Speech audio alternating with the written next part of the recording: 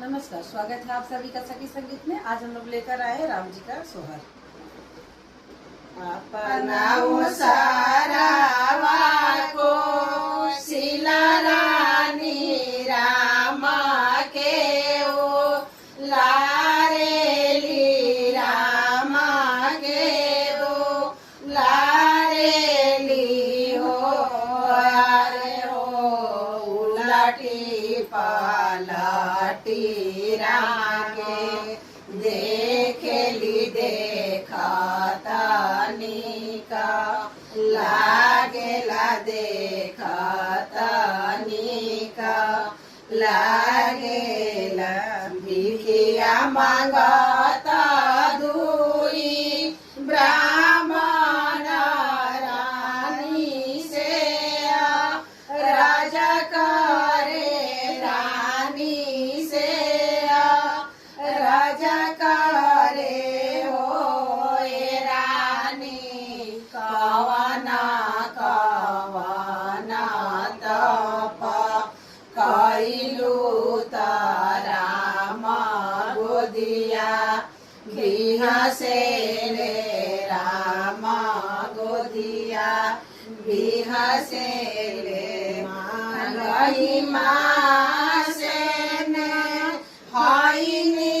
अगिनी नाही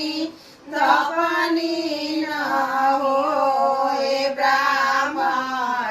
जेठ नाही बेनी आडो लवनी राम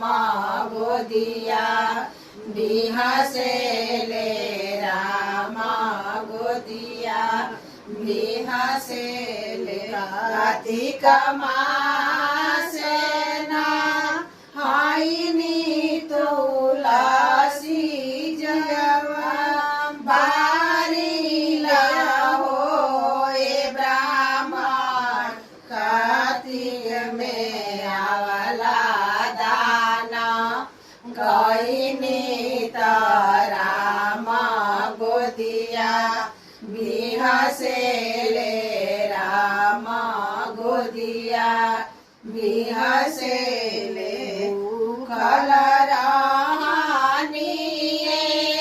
कादसी दो